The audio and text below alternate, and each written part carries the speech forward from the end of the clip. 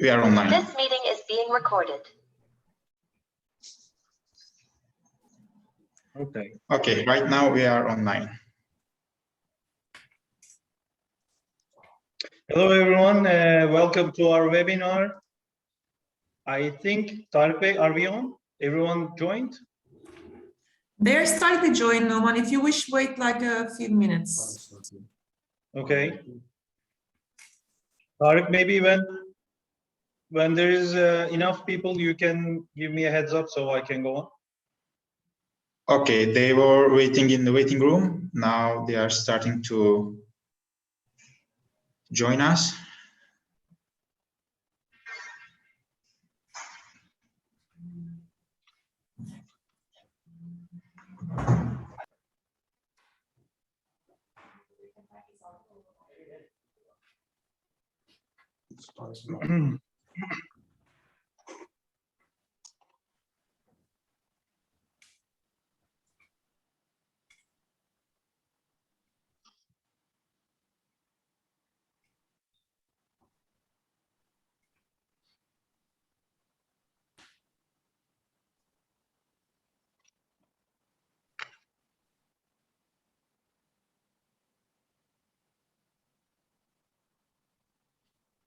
Okay, no, Mr. Numan, if you wish, we can start with your first words for opening of our session.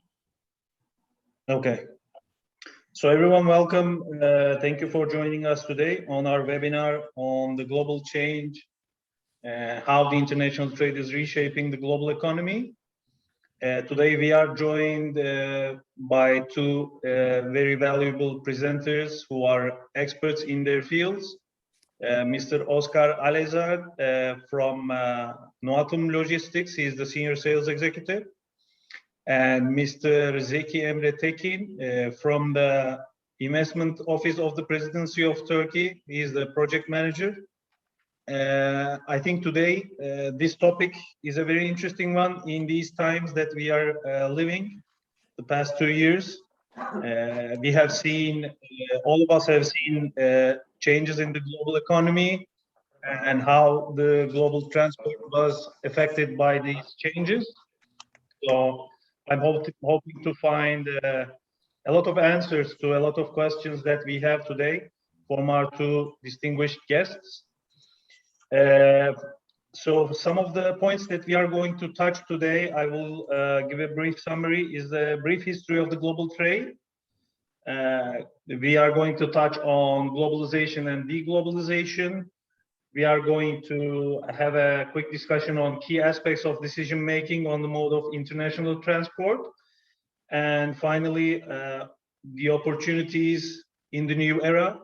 And we will touch on especially the relationship between Turkey and Spain, especially in the case of Turkey.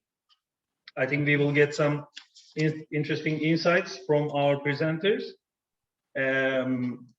For some of you that you don't know me, I am the president of the Chamber of Commerce, Spanish-Turkish Chamber of Commerce, but also I am the general manager of Turkish Airlines here in Spain. So I am not, I'm familiar with the subject, and I see Oscar smiling a little. Maybe I can give you a little bit of a background on what we have lived in the last 2 years, and maybe Oscar, if you forgive me, in the last 2 years, because we didn't have too much passengers to carry, unfortunately, we had to convert many of our passenger planes to cargo planes, and we transported a lot of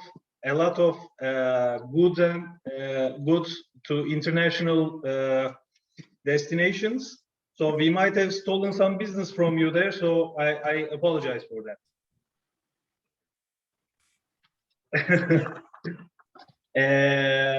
If you would like, I would like to give the word to Mr. Zeki Emre Tekin to start with the presentations. And in the meantime, you can post your questions during or after the presentations.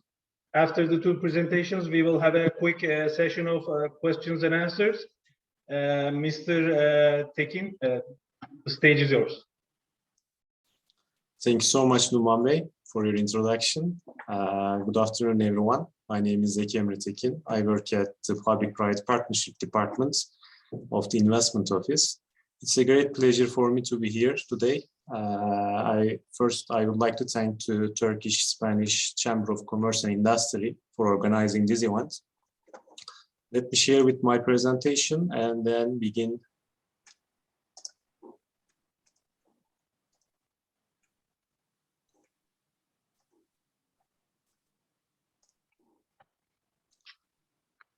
Can you see my presentation? Yes, I think we can. All right. So before getting into details, I would like to present the outline of my presentation. First, I will give my perspective on what has changed during the pandemic. Then, how did world trade was affected? What will be the trends in the upcoming years? Then I will briefly touch upon Turkey's trade activity and logistic capabilities. Then I will talk about the investments Turkish government has done so far and plans for the future to further improve its logistic infrastructure. And finally, I would like to mention Turkey's competitive advantages, especially arising from the supply chain shifts with the pandemic. So that was the introduction. Let me move on to the first part. As most of us know, the issue of whether the pandemic will be the end of globalization is being widely discussed lately, especially. When the lockdowns began, ports were closed, flights were grounded, and supply chains were broken. Initial reaction of most of us was, yes, this will be the end of globalization efforts. According to the Future of Freight survey, which was conducted in mid-2020, significant structural change was expected in the post-pandemic period. The major change in how shippers purchase freight services was anticipated by the firms. As many as you can see from the slide, 34% of the respondents agree that the COVID-19 crisis will lead to end of globalization. And finally, the flexibility results suggested that over the medium term, the most successful firms, most successful supply chains would be the ones that can most effectively respond and mitigate the potential disruptions. At that time, as you can see here, the firms agreed on the risks and the deglobalization, but they were thinking to adopt different strategies. 88% was planning to change their inventory procurement strategy. 31% was thinking that the depending on single geography for procurement was not reliable. Although this thinking, significant amount of respondents was more conservative to change due to the complexities. We can say that identifying alternate markets, locations, ensuring product quality, and finding a reliable market is hard. Most of the firms still wanted to control their supply chain management. 43% said that they would like to diversify their supply chain partners. But in contrast, 30% of respondents would like to decrease number of supply chain partners. This was a clear indication that in the beginning of the pandemic, the firms were adopting different strategies. 80% of respondents was planning to continue to integration of technology into their supply chains. Majority were expecting logistic partners to bring their own solutions. Instead of in-housing, they were thinking about outsourcing their technological investments. And customization of the third-party systems appears to be the second best alternative at that time. So what happened was the expectations, some of the risks occurred, expectations came true, and some of these strategies were adopted by the firms, at least in limited some manner. But the question was the overall change in globalization as dramatic as expected? The data says no, actually. As the COVID-19 pandemic hit the globe in early 2020, the global trade in goods plunged at the fastest rate ever in the history. But the trade began to revive significantly in mid-2020. It surpassed the pre-pandemic levels by the end of the year. By early 2021, the global trade volumes have beat the previous highs. When we look at the average distance traversed by the merchandise trade flows, it also confirms this hypothesis. If there was a significant trend away from globalization, it would be expected that the trade would conduct it in shorter distances on average. But the figure on the right indicates that the trade has expanded over longer distances since 2004, including the 2020. So Global Connectedness Index measures the globalization based on 4 main pillars. These are trade, capital, information, and the people flows. So these pillars also indicate that the pandemic has not caused a collapse in the world's overall level of connectedness. It was interesting to observe this increase when we consider the events like port shutdowns, container shortages, or the 6-day closure of the Suez Channel.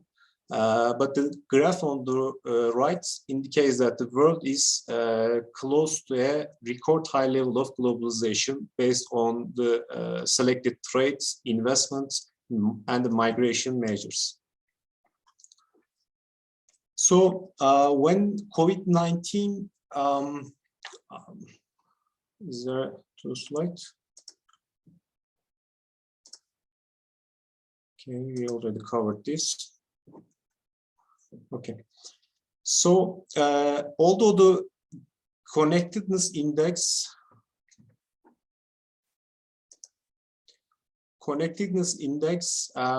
show that the, I don't know why it's changing.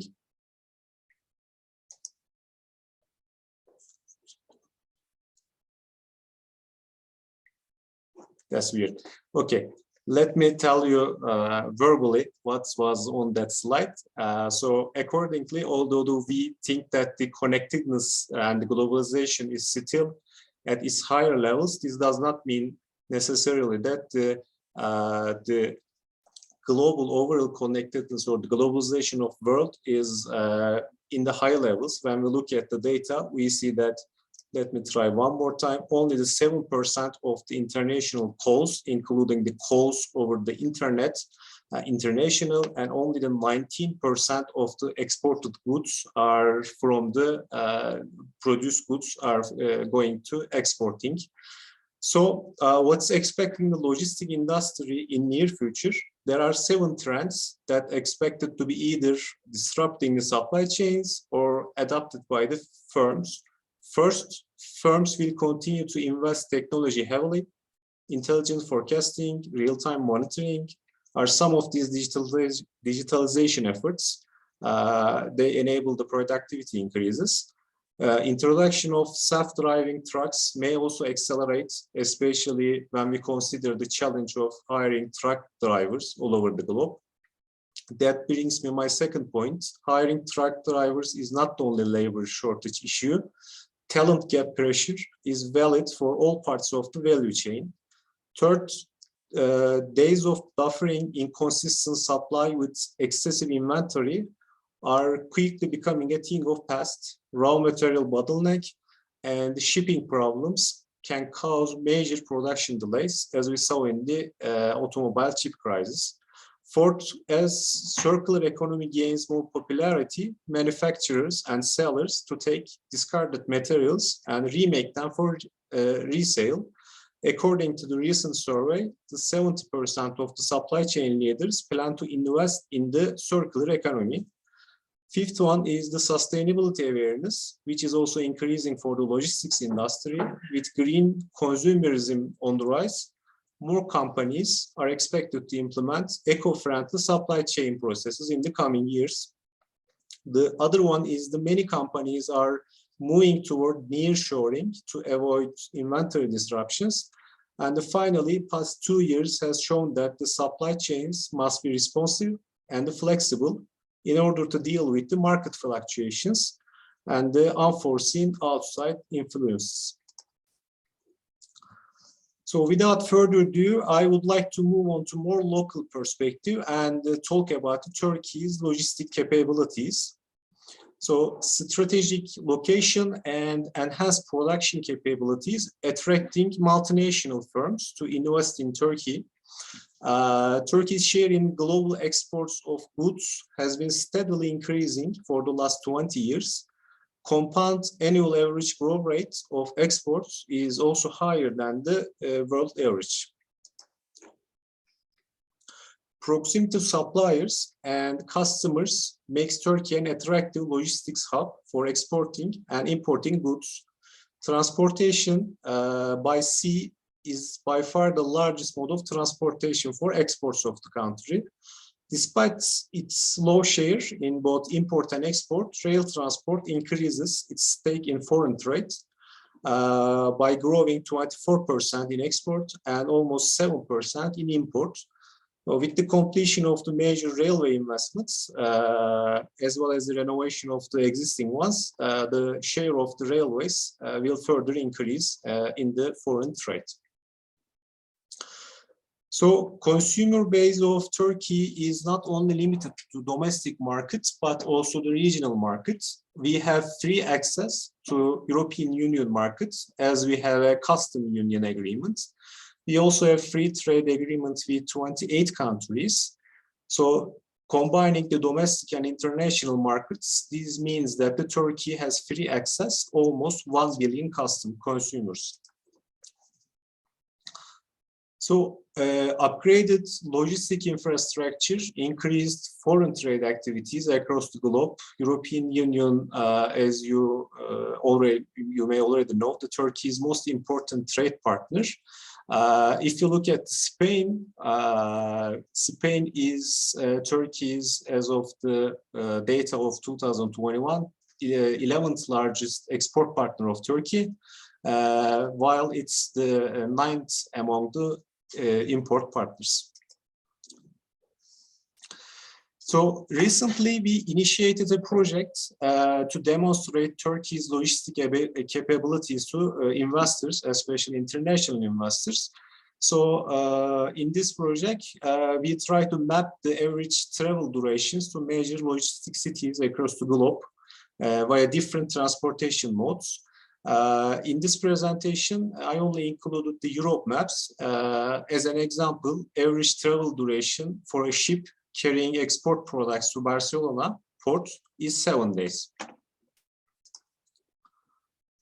Or here in motorways, the trucks can reach London within 9 days, or other locations also stated in the map. Or an investor may prefer to take Ro-Ro to reach continental Europe, then distribute its load within the continent by trucks. By this way, Madrid can be reached within 7 days. Ro-Ro plus block train is another option. Berlin and Frankfurt, as an example, can be reached within a week by this transportation modes. And finally, carrying the freight with direct train service is another option. By this way, export goods from Turkey can reach the Rotterdam port within 8 days. I hope that we will finalize the whole project next week and publish all maps covering the world at our website. So to be able to decrease shipping durations, Turkey has invested its infrastructure significantly, especially in the past 18 years. I would like to talk about some of these signature projects as well as our plans for the future.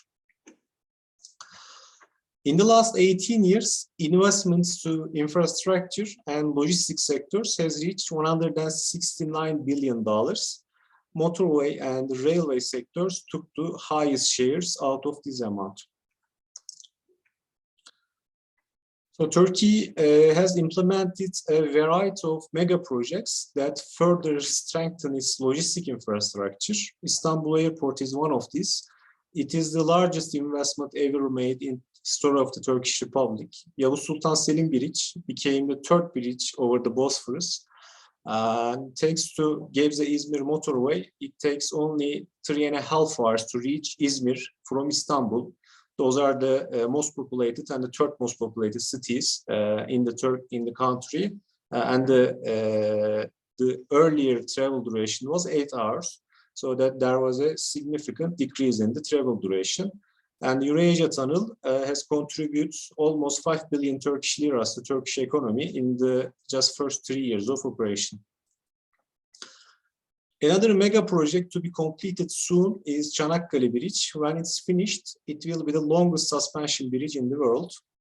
And its operation hopefully starts soon. So motorways are extremely important in Turkey's logistic capabilities. Around 5,000 kilometers of toll roads is in the pipeline, which are offering significant investment opportunities. So we are also committed to transform rail transport infrastructure from conventional to high speed. As you can see from this slide, the red ones, blue ones, and the green ones show the projects that are either under construction or under the planning stages. Turkey also has established intermodal logistics centers alongside the Trans-Asian Railway network to lower cost and increase the efficiency of logistic networks. Most of the logistics centers has already been opened, but there are several of them still waiting for their tender process. Okay, in the final part of my presentation, I would like to talk about Turkish logistics sector in the post-pandemic period and try to explain what will be the competitive advantages of Turkey after the pandemic. So considering its capabilities, Turkey offers a favorable environment for international companies to plug in the global value chains. Diversified manufacturing, lucrative incentives, liberal investment climate, strong industry clusters are just only some of those advantages. If I give a concrete example, the middle corridor, which begins in Turkey and traverses to Central Asia and reaches its final destination in China, is maybe the most concrete example. It is one of the Turkey's biggest logistic advantages. If the middle corridor is used effectively, important economic opportunities will arise for the Central Asian countries. They will benefit from the trade between China and Europe, which is estimated to be worth of $600 billion annually. The middle corridor is more economical and faster compared to the northern corridor as a trade route between Europe and Asia. It is 2,000 kilometers shorter and has more favorable climate conditions. The middle corridor also offers great opportunities for the cargo traffic in Asia, so that the loads can reach Middle East, North Africa, and the Mediterranean regions by benefiting from the port connections, port hubs in the Turkey. 3 years ago, on 7th November of 2019, the freight train departed China and went Central Europe by passing below the Bosphorus via Istanbul's Marmaray Tunnel for the first time. By the last quarter of 2020, almost 677,000 tons of freight was transported with a lot of trains. So, due to its close proximity to both European and Asian markets, Turkey will be a great place in terms of logistics in the post-COVID-19 period. Localization efforts of firms to secure their supply chain will make Turkey more lucrative location for 3 reasons. The first is what we see, new regional strategies of firms suggest production a substantial proportion of key goods within the region where they are produced, so they want to be close. The second, firms looking for less shipping duration to increase their efforts in digitalization and vertical integration. And the third one is in trade-off between the product variety and the capacity flexibility. The capacity flexibility has started to become more important lately. So the research conducted by Fitch also supports these advantages. According to results, Turkey will gain most from the shift of supply chains among the emerging European markets, as you can see from this slide.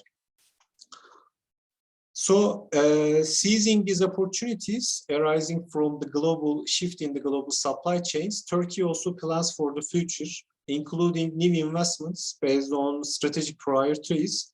New logistic master plan has 4 main pillars, making Turkey regional logistic hub by attracting transit cargo to Turkey, decreasing logistic cost, directing resources to productive investments, and finally, increasing logistic maturity and improving the technology and human capacity. As final remarks, I would like to talk about what can investment office do for investors very briefly. The investment office is the official investment promotion agency of Turkey, attached directly to President himself. We directly report to him. We promote Turkey's investment climate across the globe, but more importantly, we support and assist investors before, during, and after their entry to Turkey. Thank you, and happy to answer any questions from the audience.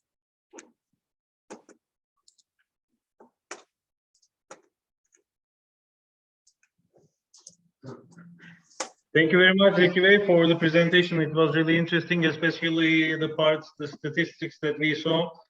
I mean, the real part that we can touch and we can understand how the global transport and trade is changing, shifting with the pandemic. Especially, I found interesting the part where some companies were saying that they would decrease their number of supply chain partners to reduce the risk, and some saying they would increase. So we are seeing that there is no perfect solution. Maybe that's an interesting point to concentrate on, because there is no one solution to get out of this this problem, this global supply chain risk that we are in at the moment. Also, what was interesting for me was the shift of supply chains, as you told, because in Turkey, you might know this, we have been talking about this for years, that Turkey being in close proximity to Europe and to important markets would definitely be more advantageous as a supplier to Europe than the Far East competitors. But it is very difficult to define this. It is very difficult to quantify this. But with the pandemic, especially, we have started hearing of this more and more. And I would like to know more about this. Maybe I will ask you after Oscar's presentation about how it changed in the last 2 years. Did it really happen? Is it really happening, or is it just a theory, or is it just a dream still? We would like to know more about that later. Sure, thank you very much. Thank you. Yeah, Oscar, if you would like, I would like to give you the stage to do your presentation, and then we will continue.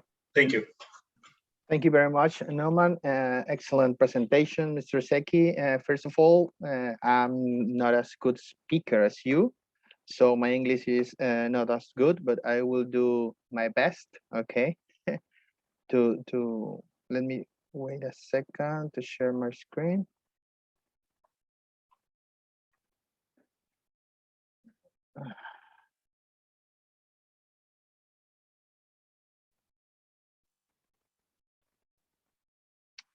Can you see the presentation? Yes? Okay. Well, nice to meet you. I'm Oscar Alessard. I'm Senior Sales Representative in Noatum Logistics. I have been working in the logistics sector for 14 years. In two main carriers, okay, mainly in the ocean part. And right now I'm here in Noatum and being also the link between two of the sectors of the company.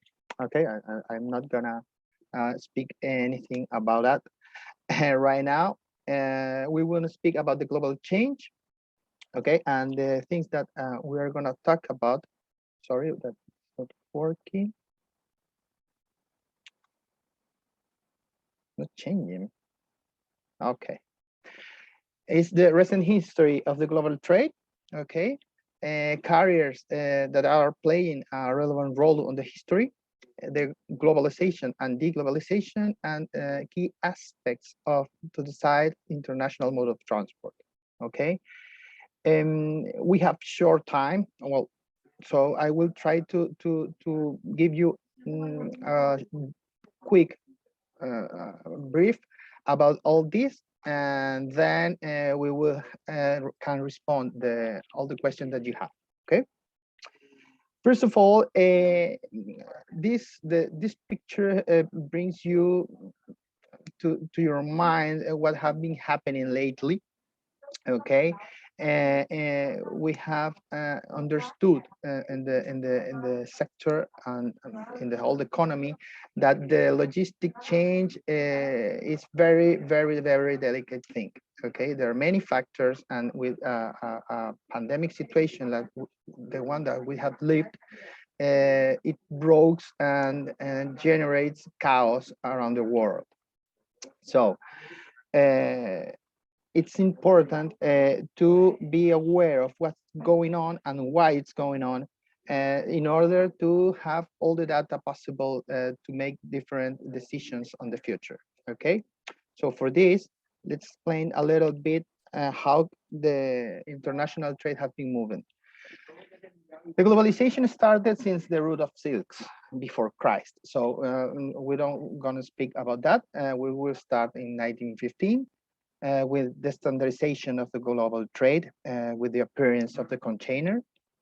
Okay, it was a truck driver, Malcolm McLean, who created the first container and shipped it inside from Toronto to Ontario in the United States.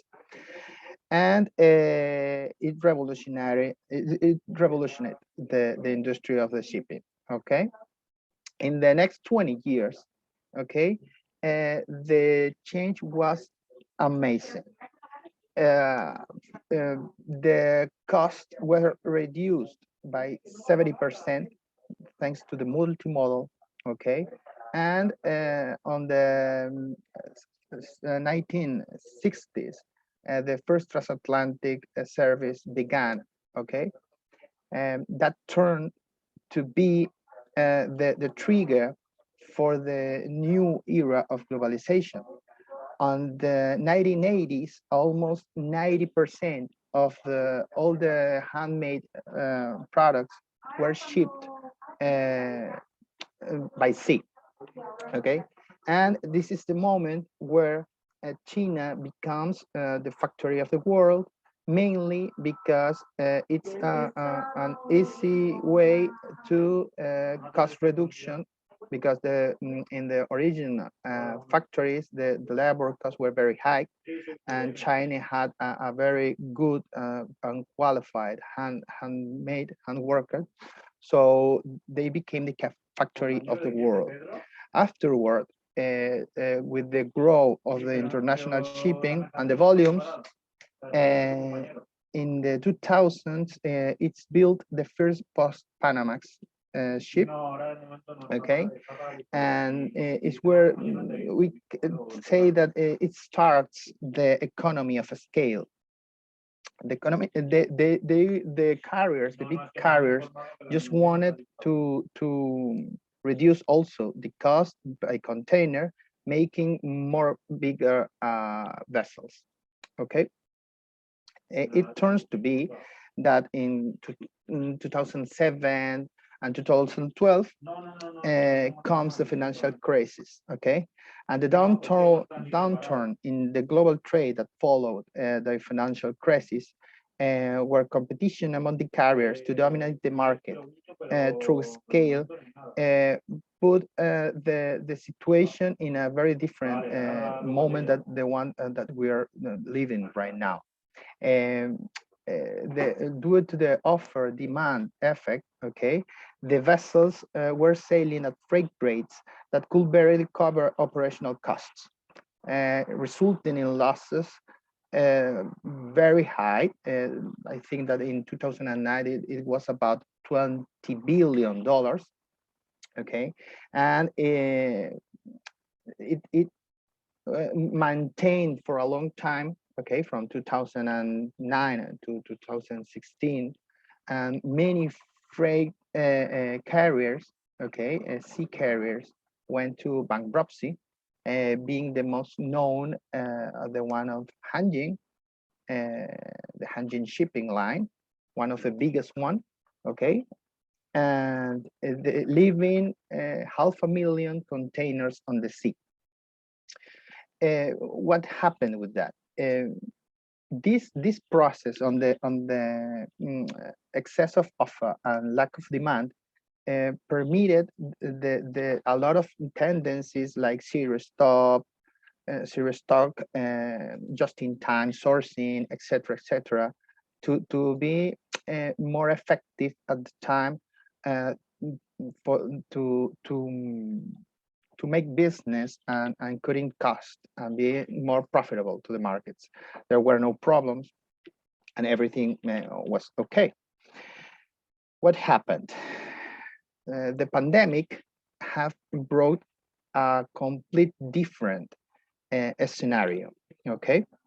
The global carriers have changed their mind, and they have done or acted in a different way for this situation.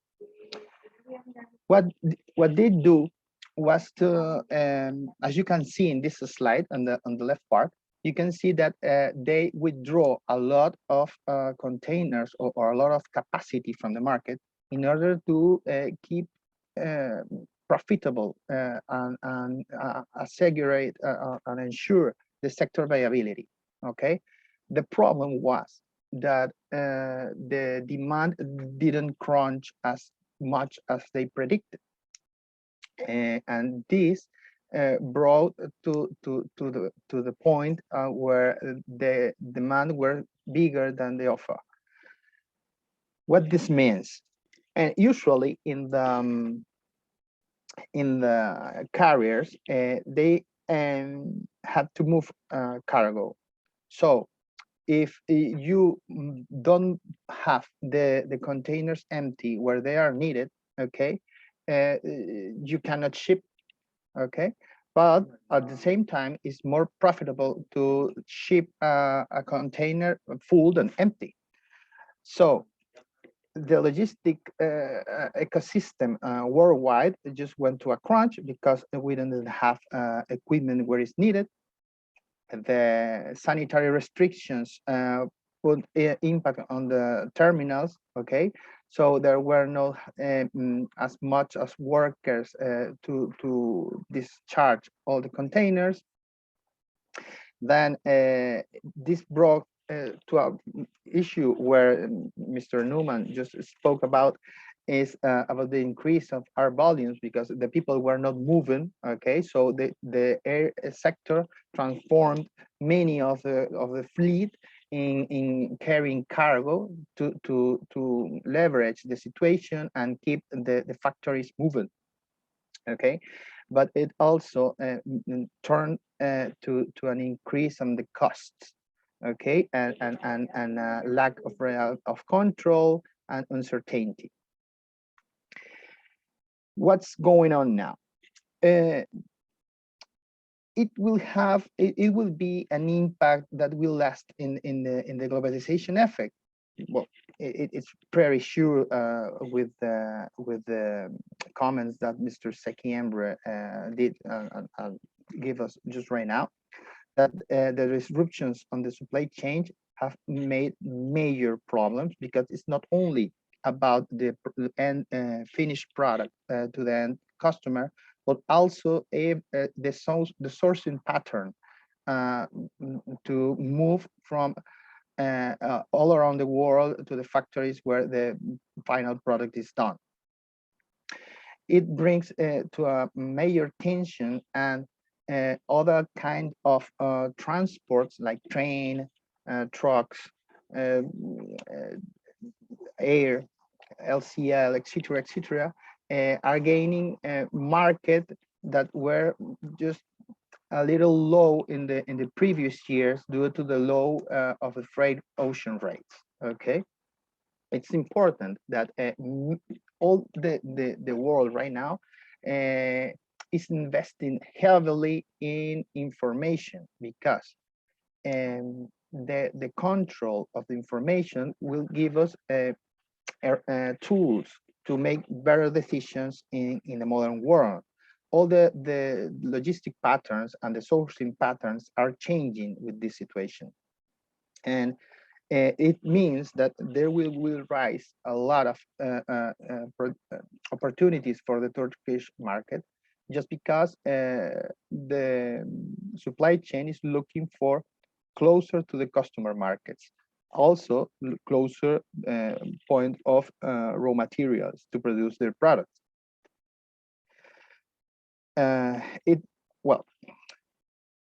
In regarding that, I'm sorry, the key aspects to decide about the international way of transport are the questions that all the customers make to themselves, okay, right now. What is the cost if the sourcing is not on time?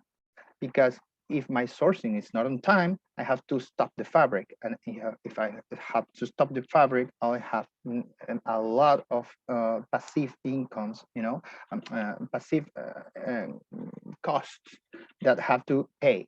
So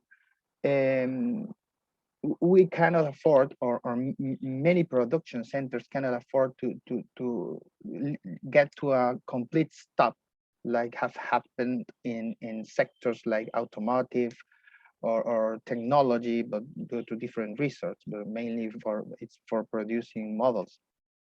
Okay, and if the logistic cost arise, like right now, what's the impact on the EBITDA?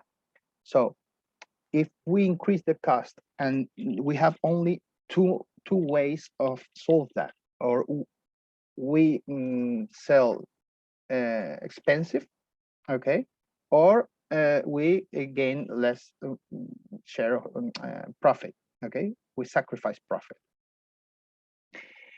What's the point? Sometimes the price cannot go very much higher because you are not competitive. So you have to switch from one model to another and look for solutions to keep the cost as low as possible, and while continuing to produce your product. Okay. Also, many customers or it's important to take into account what's the time to customer from the production center to the end client, because sometimes if you are not if you take too long, the customer can lose the interest on your product, okay, or is changed. Right now, the usual customer are very keen on the time they want the products they're buying. Okay, so if you are not getting in time to your customer, the cost of opportunity just go high. Okay, it's just like if your market is reachable fast or not, because right now you have to see if what are the models of transport or the logistics supply chain that will keep your markets satisfied. Okay, so in the past, all the people were centering only in price, okay, and service, because the reliability was well, it was taken for granted. Okay, but right now the pattern have changed. We now know that the reliability in these moments is one of the most important things. So as the logistic change is changing, the patterns are changing, we have to see what is the way to redesign and be flexible, to look for new models, okay, to keep your business going. There is no response to every kind of company. It depends on the maturity of the company. It depends on the size of the company. It depends on the sector of the company. It depends for a lot of points. Okay, so you need to be flexible, be creative, because there is always services and products that many people doesn't know that exist, but they are there. Okay, in fact, there are carriers that cannot compete with the massive ones, so they offer premium products, tailor-made products. They convert a truck to containers to reduce cost or be greener. It's true that right now the big companies are not looking only in the cost, that is important, but also they are very worried about the carbon signature, mainly in Europe. There is money getting invested on the companies to be greener and to be carbon neutral, okay? Because they get advantage on the fiscal side and etc., etc., etc. So if we think out of the box, okay, if we think differently, we can look for solutions that on the previous model, on the known models, were not as much used. Okay, we can be flexible, sending small shipments. We can transfer part of our production to air transport to reach markets and just in the proper time. We can change from one carrier to other to reduce the time to customer, or we can make multimodal pick and packing, e-commerce that it's growing a lot due to the change of the buying manner, okay, of the customers. So there is places where previously were dominated by some companies or some countries, but right now these models are being rewritten.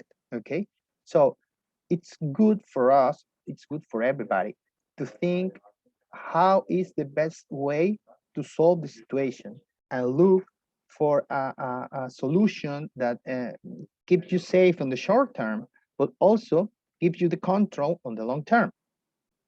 Okay, because right now many carriers and in logistics sector, okay, are investing in being more flexible and put the customer, whatever it is, it could be a producer or it could be an end customer, in the center of their work.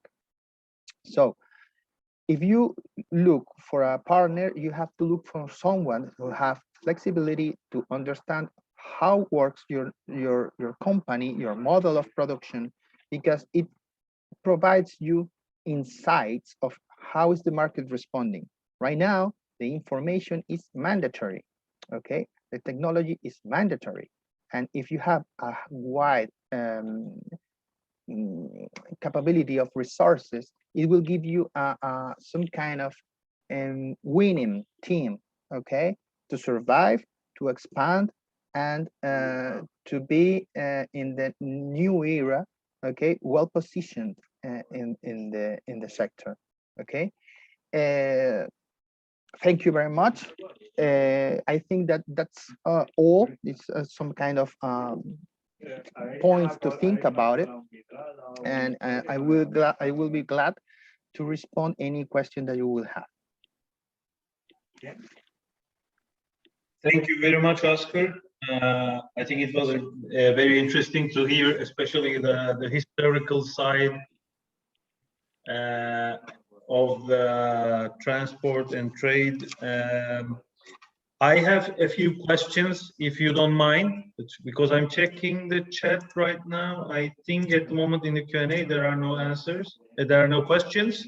Yeah. So I will take the lead because I am curious about some things. No problem. So you told us that, I didn't know that personally. The shipping container was invented in the 50s and it changed global trade. Yeah. Yes, mainly it standardized.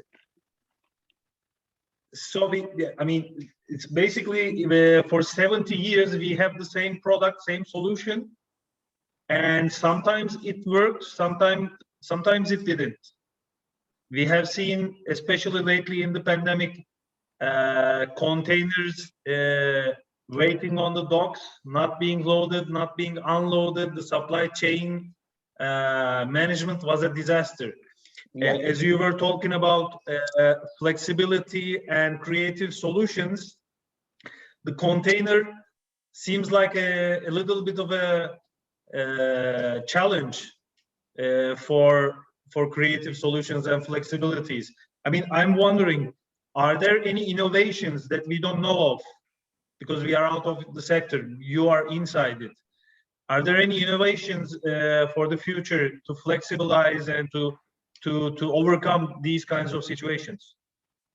Well, to be honest, there are a lot of innovations in every sector, okay? It's true that, well, we have been seeing a lot of things since the plegable container to the, well, it's a lot, because as container is for many kind of cargos, but some products need more specialized ones, you know? So it's true that each time the container travel as nearest than before. In the past, it was common to see a full container move from Valencia to the north of Spain. Right now, it's not so common unless it goes into a train, you know. But you have to think that many times you have to look for the roundabout trip, okay? So you try to turn the container full and return it full. So it's very complicated in some cases to position the goods in the good way. How is it regularized? Mainly, it's regularized based on cost. While the cost is being more effective, okay, from the whole traject, okay, a business model will succeed or not. That's what changed.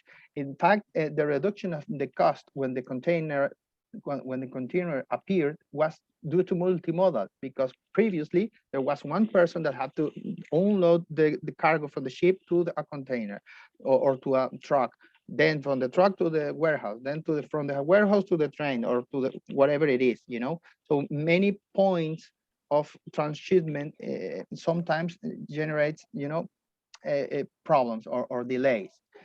Sometimes it depends. It's good, because if you have one container but you have to deliver it to 20 places, different places, it's better to put it in just in one place. And depending on the trying to customer, you can send one part in a truck, one part in a plane, one part, you know. It's very, very different. Okay, the important thing is right now to have all the data in all the process, because that's the revolutionary thing, you know, to control from a control tower where the product leaves the factory and when the product gets to the end customer, and pinpoint every part of the aspect, because you detect easily all the things that are not going good. Okay. Yeah, in that sense, we can easily say that technology is key. It's key now right now, and in the future.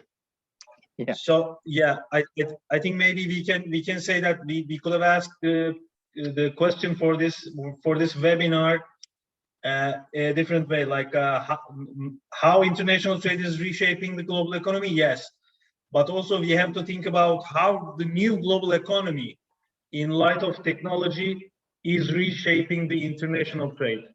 I think it goes both ways. Exactly, and the mode of consumption, because we don't consume, we don't expend our money the same way we did in 3 years ago. So that also influences all the ecosystem, you know. So it's part of what will happen in the future, and what are you gonna do to be part of that future. That's the kind of things that we have to do now. Yeah, exactly. Thank you very much, Oscar. Thank you. I would like to get back to Mr. Zeki about the question that I had in mind before that I was going to ask. Is the dream of turning Turkey into the global production hub for Europe, is it being realized at the moment, as we have been talking about for so many years, or are we still in the concept phase? What do you think?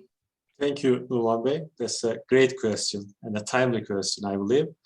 I think it's happening currently for the last 2 years. We always talk about how Turkey is a bridge between the Europe and Asia. But to see concrete investments to prove this hypothesis, we are seeing currently, I believe, especially after the pandemic, the fall of China put all supply chain into danger, especially for the European companies. And those firms started to think about producing their goods close to home. At least some of them decided to store them close to home in a semi-finished way, and then they assemble it and send it to the nearer distances compared to Asia or the China. So realizing this fact, Turkey is this competitive logistic or the location advantage, I believe, has been materialized in the last 2 years. When we look at the sectors, we are meeting with a lot of investors from a variety of sectors. One of them is the textile. The firms either expanding their existing facilities in Turkey or they're opening up new factories. Another one is the logistic companies. These companies are opening up new logistic centers in Turkey as a hub, and then they are distributing their goods from Turkey. Another one is telecommunication sector. We saw a couple of investments in the smartphone production. The other one is the chemical sector. Again, we are getting a lot of interest from especially international investors for new factories. They are intended to produce goods that they are actually exported earlier, imported previously, but after that facilities be opened, they will be produced locally. And battery sector is another one, the energy sector. We are in close contact with the battery manufacturers. Some of these investments are already made public by the firms. So as a bottom line, I can say that we are getting interest from a variety of sectors, and especially the supply chain vulnerabilities after the pandemic will incentivize the firms to invest in Turkey. Thank you very much. Sure. I think I'm seeing a question in the chat. Let me see. Okay, I'm gonna read it outright. It says, how inflation in Turkey affects supply chains between Turkey and Europe, and taken into account Turkey's inflation, do you think that Turkey can be a producer country for many international companies as a close market? Let me see who asked this question, because it's in the chat, sorry. It's not in the Q&A part. The question is from, I'm sorry, I cannot see. Saeed, yeah. Would you like to elaborate on that a little bit? Sure, absolutely. Of course, inflation is a big matter. But I believe that on the medium term and the long run, it won't affect the investment appetite of the firms to invest in Turkey. The problem with inflation is that it's fluctuation actually.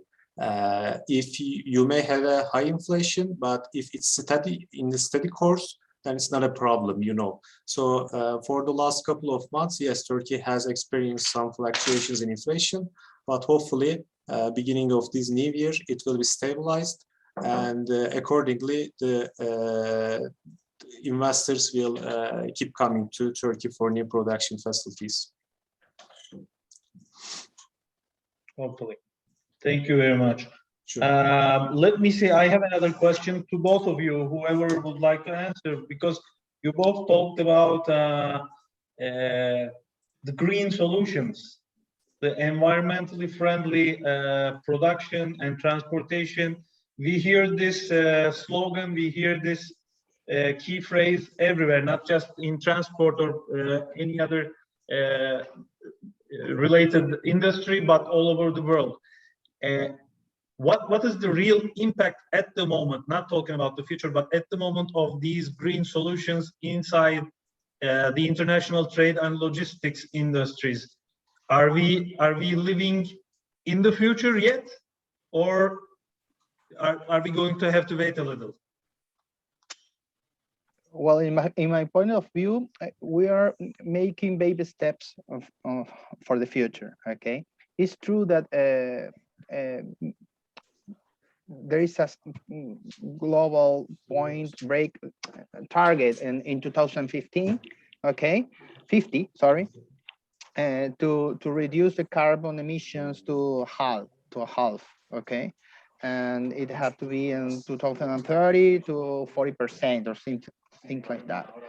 The real impact that we are having now is first on the conscience, okay, and we are demonstrating that carbon neutral or reduction of the carbon footprint doesn't necessarily increase cost.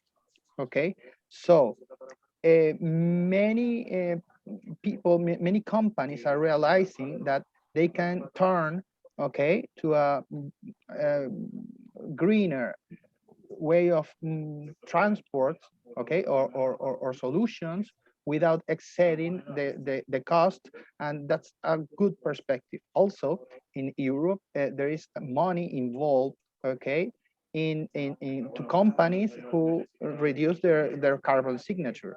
So if you leverage the two aspects, okay, it will speed up the consecution of the reduction of the carbon in the near future. Everybody is investing in this right now. Okay, I don't know, Zeki, if you want to add something. Sure. As an addition to what Oscar said, I agree with him. Like the sustainability applications in logistics sector is in baby steps. Maybe it's similar to how battery sector is like 7 or 8 years ago, but it's getting popularity, and we cannot deny that there's a customer segment that are willing to pay extra. That those are willing to pay that premium to get environmental friendly products. So as the time goes by, in near future, with the new strategies, green strategies adopted by the governments, it will be a major issue also in the transportation and logistics sector. All right, thank you very much. I think we can wrap this up right now if there are not any more questions from anyone. I thank our panelists, Oscar and Mr. Zeki, for their beautiful presentations. I invite our attendees, our participants, to check out the Noatum Logistics website, and also the Investment Office of the Presidency of Turkey website. Also our website, Cámara de Comercio Hispano-Turca, and for any other. Oh wait. There's another question before we close. I don't want to miss this. I think also from Said, because there is no other name that I can see. How the pandemic accelerated the digitalization in supply chain management and logistics in Turkey. Zeki, I think this is for you. Yeah. Of course, we are not a logistics company. We don't have the much details, but we are always in close contact with the logistic companies. In our meetings, they are especially expressing their intentions or actions to invest in digitization and automation technologies in logistics sector. I don't want to give any firm names, but most of the firms are adopting IoT strategies as well as intelligent forecasting tools to get a better demand forecast, and basically the only goal the firms have by adopting technology is to increase their efficiency and the productivity. So we are seeing a lot of activities from the Turkish firms in this area. Yeah. I mean, that's the way to go. You can't go any other way. It's the future. As I said before, Oscar, maybe we are not living in the future yet, but it's coming. We're working on that side. Inevitable, yeah. So as I was saying, thank you all the attendees. And as I said, check out the websites, check out Cámara de Comercio website. If you want to contact us, contact Tarık with the email that is in the chat. As you can see, info@Hispano-Turca.org. Thank you for organizing this event, Oscar, Mr. Zeki, Ms. Yasemen from also the investment office, Tarık Bey from Cámara de Comercio. If you have any more questions, there's the email. If you want to see the presentations, we are more than happy to share them with you. Hopefully we will see you in another webinar. I think this has been great. We have learned a lot, especially the statistics. I like numbers, so I love it. And also to the attendees, go to Turkey. If you go to Turkey, fly Turkish Airlines. We will be happy to have you. Thank you very much. That's the end of it. Bye. Thank you. Bye-bye. Thank you very much for the invitation. Bye. Thank you for all of us for being with us today. For any questions, you can write us an email so we can respond to your requests. Thank you for all of us.